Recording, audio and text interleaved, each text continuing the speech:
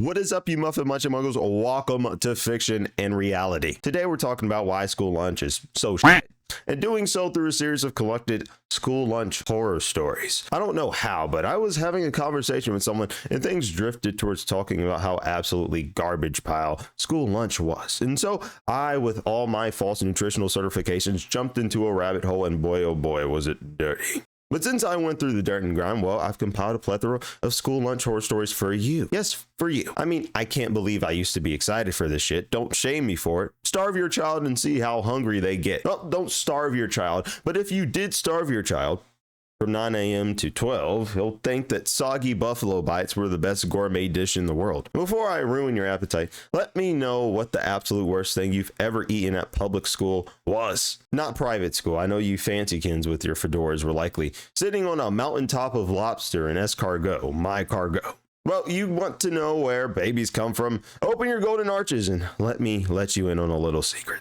They're pre-packaged. Yes, public school lunches are mostly prepackaged, dumped on the shelves with preservatives, and then sold to you as being nutritional, while in reality, they're flooded with an excess amount of calories and not for your benefit. And though we might come to terms with the fact that we're putting a little bit of death into us each time we eat them, we've got no playbook for it. And when things you eat start to reek, squirm, or burrow, I mean, we can agree we shouldn't eat that, right? Here's the first school lunch horror story we've got here. One high school student's experience took a squirrelish turn for the worse when a couple of guys who skipped class were wandering around the school grounds and found a dead squirrel.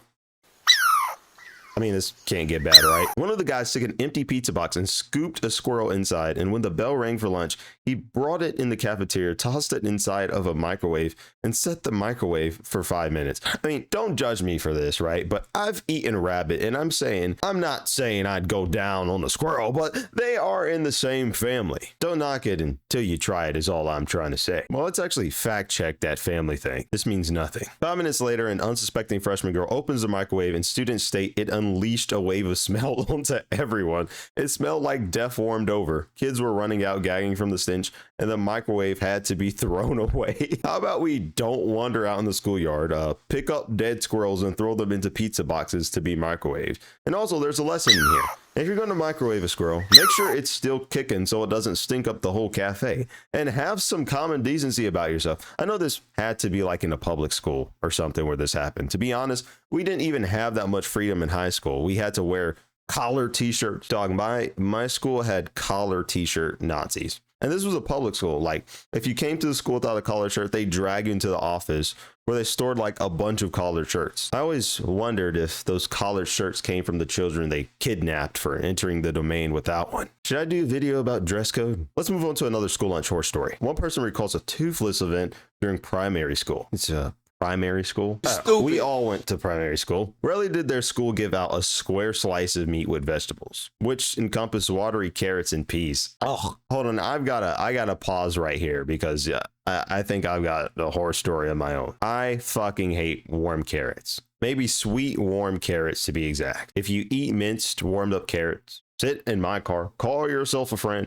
You are a godless human being, and know that the gates will judge you. The gates will judge you. Here's a school lunch horror story of my own. When I was in kindergarten on a bright sunny day, I can still fucking taste it. These holy people found themselves dishing out lunch trays of death.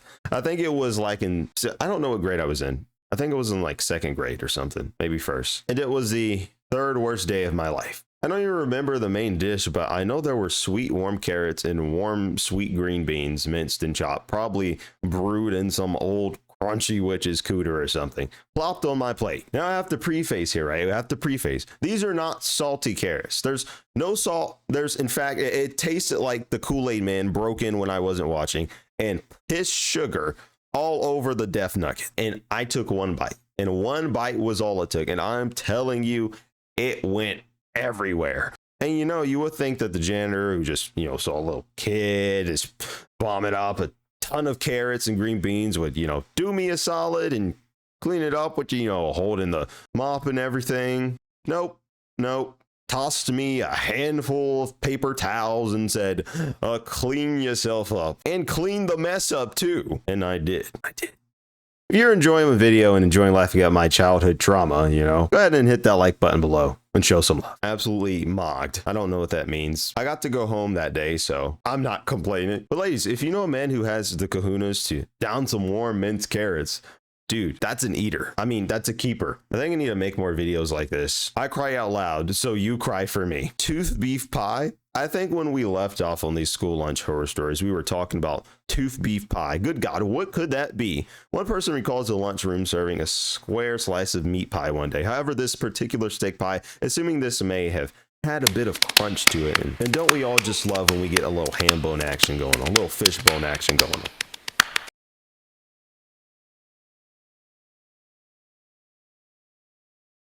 I mean, dude, I've got to say, that's probably one of the most unpleasant dining experiences. You're over there gumming away and then crack. They continue to say that as they were working through the beef pie, they suddenly had a hard crunch and spat into their hand to find a herbivore incisor tooth the size of a normal adult front tooth. I mean, I have a lot of questions right now. Chickens don't have teeth, right? And assuming this is a cow and not just some mandarin cat found outside an alley. No racism here. The cat just happens to be Chinese. Why is the tooth where that, ass and stomach are? This doesn't make a whole lot of sense to me. They say they gave the tooth to the lunch lady and she assumed that the tooth had fallen out. I think the whole cafeteria at that point needs to be contained in a biohazard containment belt, and the hazmat team needs to rush in and wrap everyone in plastic. And perhaps some people need to be put down like Old Yeller to stop the contagion from spreading. Is there even a lesson in here? If you're going to eat school lunch, maybe bring your own box, if you can manage. The next school lunch horror story is from a man who apparently was forced to eat chicken balls. Now, let's not jump to conclusions here. These balls were made out of vegetables, mashed potatoes, and chicken. The students say their school had a policy where you couldn't refuse food, and the lunch ladies would dump it on your plate no matter what you said. Holy shit.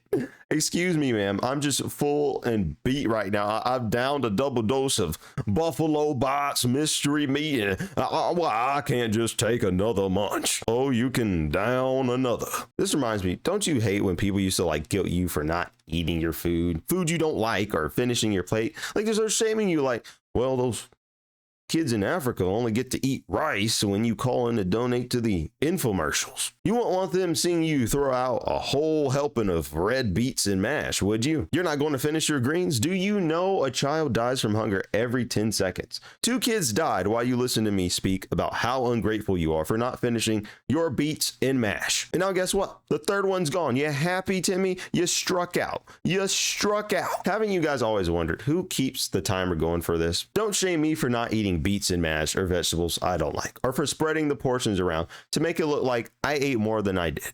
When I told you I don't like red beets and mash, I don't feel guilty. It's no different than when you go in line at Whole Foods or Walmart for others, and they ask if you like to round up to $1. It's like, I could round up, but taxes, $300 grocery receipts, lawyer fees, I'll double it and pass it to the next person. I mean, eventually I'm getting it all back anyway, wink, wink, but I'll just spare some cash for the AI boom.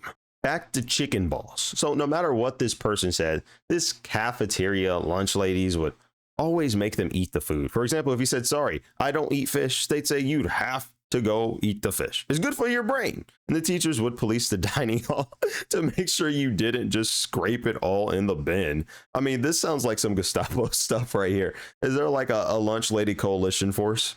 Just imagine you're like, I don't want to eat this. You try to throw it out and they force you to sit back down until it's gone. You'd have to live looking over your shoulder like this, waiting for the all clear. Bravo 6 Tango spotted on the North Ridge. They're veering east. Stuffs food in pants. I mean, there's no other way to get rid of the food. One day, this student got caught trying to scrape everything away in the bin and was told to go back and eat his chicken balls. Sending a message to any surviving Autobots taking refuge monstars. If your school forces you to eat what they cook, either go to another school or bring your own lunch. What I've done, I face myself. Oh, this one's bad. The next school lunch horror story deals with boomerang bananas. Now, there may be ways to process what I just said, and I'm sure the way you're thinking of isn't correct.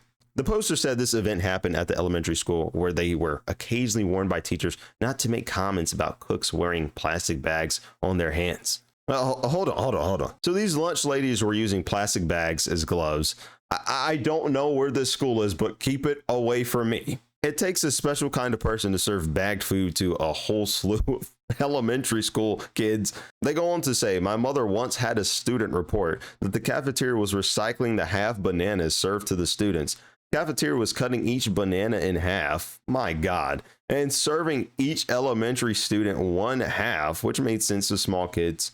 Now, the next part is crazy. Then, if they didn't eat it, the people clearing the trays would take it off the tray before dumping the rest of the food in the garbage and would take the bananas back to the cafeteria to be served to other students. The boy said he didn't eat his after he could see kids were handling the bananas and even licking the cut in. Oh my God. Boomerang bananas. Bananas that just keep coming back to you. I mean, unsanitary doesn't even cut it at this point. I can tell you, all these school lunch horror stories just make me think my public high school cafeteria was like a 5-star Gordon Ramsay restaurant or something. And you have to wonder, how is everyone, teachers and staff, deciding consciously to band together to keep the plastic bag glove secrets stowed away? And some of these teachers, I'm sure they have kids themselves, yet they recycle the boomerang bananas without reporting the nearest biohazard team. I don't know if any of you experienced any run-ins with boomerang bananas or something even worse. Let me know in the comments below. I think I've been losing the core of what I wanted this channel to be about. Well, maybe not the core. It's supposed to encompass the videos I've already been making, of course, but the point of me making this channel was to share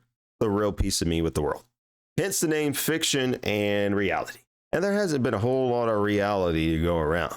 Until now. Moving forward, there will be a healthy balance of videos like this, along with fictional analysis videos of TV shows, anime, movies, and anything I'm interested in, really. Add the link to the community Discord in the description below. If you guys want to send me any fun topics to go over, or just comment them below, head over to my Instagram page at LVamps and give me a follow. Let me know what you think in the comments. It's slow, I know, but I'm still setting up the live stream mechanics so we can foster some togetherness and hopefully make this brand what I set out for it to be. One small step at a time. If you want more analysis of your favorite characters or fictional worlds, or more videos like this, go ahead and smash that like button, turn on that notification bell, subscribe for more. The direction of progress is forward, and it's only up from here.